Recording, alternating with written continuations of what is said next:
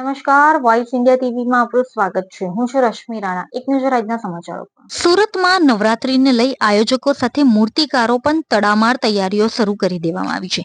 નવરાત્રીને હવે ગણતરીના દિવસો બાકી રહ્યા છે, ત્યારે નવરાત્રી દરમિયાન ઓરિસ્સા બંગાળ સમાજના લોકો દુર્ગા માતાની તથા ગુજરાતી સમાજના લોકો અંબા માતાની પ્રતિમાનું સ્થાપન કરી પૂજા અર્ચના કરે છે.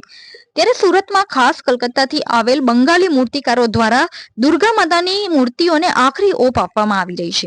નવરાત્રીમાં 9 દિવસ ભક્તો દુર્ગા માતા અને અંબા માતાની મૂર્તિનું સ્થાપન કરી 9 દિવસ માતાજીની પૂજા અર્ચના કર્યા બાદ દશેરાના દિવસે માતાજીની મૂર્તિનું વિસર્જન કરે છે. જેમાં કલકત્તા ખાતે નવરાત્રી દરમિયાન દુર્ગા માતાની પૂજાનું ખૂબ મહત્વ છે, તો ગુજરાતમાં અંબા માતાની પૂજાનું ખૂબ મહત્વ છે. જેથી કલકત્તામાં વસતા બંગાળીઓના હાથોમાં માતાજીની મૂર્તિ બનાવવાની અદ્ભુત કારીગરી રહેલી છે. જેથી દર વર્ષે સુરતમાં કલકત્તાના બંગાળી મૂર્તિકારો ખાસ નવરાત્રીના 4 મહિના અગાઉથી સુરતમાં આવી માતાજીની મૂર્તિ બનાવવાની શરૂઆત કરી છે. સુરતમાં પણ નવરાત્રીમાં ઠેર ઠેર દુર્ગા માતાની મૂર્તિનું સ્થાપન કરવામાં આવતું હોવાથી બંગાળી મૂર્તિકારો પણ સુરતમાં 4 મહિના આવકનું સાધન મળી રહ્યું છે. જેથી કલકત્તાથી આવેલ બંગાળી મૂર્તિકારો સુરતમાં આવી 4 મહિનામાં માતાજીની મૂર્તિ બનાવી જે આવક કરે છે, તે આ વખતે તેઓ આખું વર્ષ પોતાના પરિવારનું ગુજરાન ચલાવી શકે છે. જેથી સુરતના અનેક વિસ્તારોમાં કલકત્તાથી આવેલ બંગાળી કારીગરો માતાજીની મૂર્તિઓ બનાવે છે. વધુમાં મૂર્તિકાર વિષ્ણુભાઈએ જણાવ્યું કે તેઓ છેલ્લા ઘણા વર્ષોથી સુરતમાં આવે માતાજીની મૂર્તિઓ બનાવે છે, તેમજ તેમને ત્યાં દર વર્ષે સુરતના અનેક વિસ્તારો સહિત અંકલેશ્વર, વડોદરા, ભરૂચ જેવા શહેરોમાંથી પણ લોકો માતાજીની મૂર્તિ લેવા આવે છે. વધુમાં તેઓએ જણાવ્યું કે તેમને ત્યાં 3 ફૂટથી લઈ 8 ફૂટ સુધીની માતાજીની મૂર્તિઓ બનાવવામાં આવે છે અને 8,000 થી લઈ 20,000 સુધીનો મૂર્તિઓનો ભાવ હોય છે. તેમજ દુર્ગા માતાની મૂર્તિ તેઓ ખાસ પરંપરાગત રીતે બનાવે છે અને માતાજીની મૂર્તિ બનાવવા માટે તેઓ 3 પ્રકારની માટીનો ઉપયોગ કરે છે. જેમાં પહેલી સુરતની તાપી નદીની માટી, બીજી જામનગરની પીળી ચીકણી માટી અને ત્રીજી ખાસ કલકત્તાથી ગંગાજીની માટીનો ઉપયોગ કરી માતાજીની મૂર્તિ બનાવવામાં આવે છે. દર વર્ષે ઓર્ડરથી માતાજીની તેઓ મૂર્તિઓ બનાવે છે.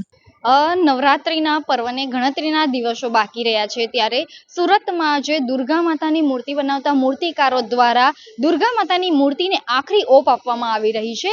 તો આપણી સાથે જે ખાસ કલકત્તા બંગાળથી આવેલા મૂર્તિકાર છે, તેઓ પાસેથી જાણીએ કે કેવી રીતે તેઓ દુર્ગા માતાની, અંબા માતાની મૂર્તિઓ તૈયાર કરે છે.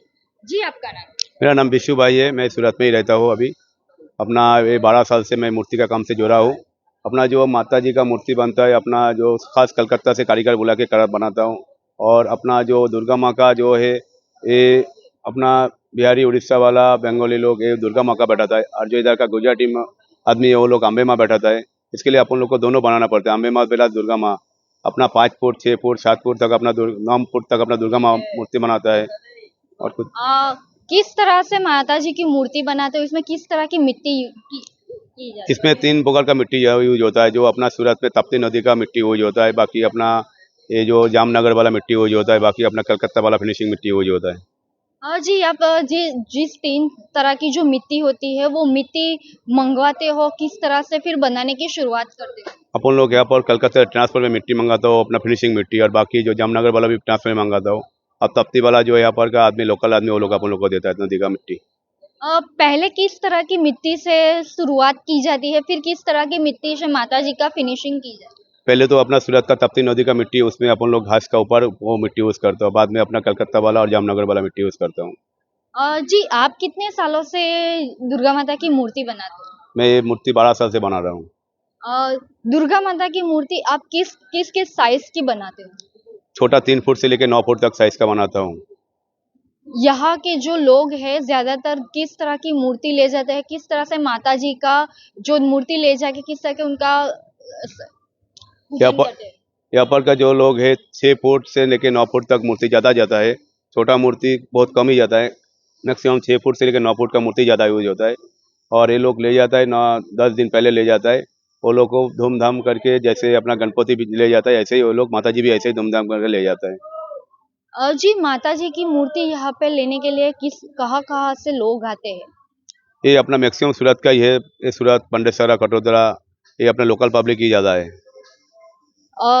જી, આપણે જે કલકત્તાથી ખાસ જે મૂર્તિકાર સાથે વાત કરી તો તેઓ પાસેથી જાણવા મળ્યું કે ખાસ દુર્ગા માતાની મૂર્તિ બનાવવા માટે 3 પ્રકારની માટીનો ઉપયોગ થાય છે અને તેઓ જે ગણપતિના બીજા દિવસથી જ મૂર્તિ બનાવવાનું સ્ટાર્ટ કરે છે અને ખાસ કલકત્તાથી આવેલ કારીગરો દ્વારા આ મૂર્તિઓ બનાવવામાં આવે છે અને દુર્ગા માતાની તેમજ અંબા માતાની મૂર્તિ તેઓ બનાવે છે, જેમાં સુરતના જે ગુજરાતી પરિવાર છે તેઓ અંબા માતાની મૂર્તિ લઈ જાય છે અને જે ઓરિસ્સા બંગાળના જે છે તે લોકો દુર્ગા માતાની મૂર્તિ લઈ જાય છે અને નવરાત્રીનું જે પહેલું નોરતું હોય છે તે દિવસે માતાજીની સ્થાપના કરે છે. 9 દિવસ માતાજીની પૂજા અર્ચના કર્યા બાદ દશેરાના દિવસે માતાજીની પ્રતિમાનું વિસર્જન કરવામાં આવે છે. કેમેરામેન તુલસી રામ સાથે Rashmi Rana, voice India TV.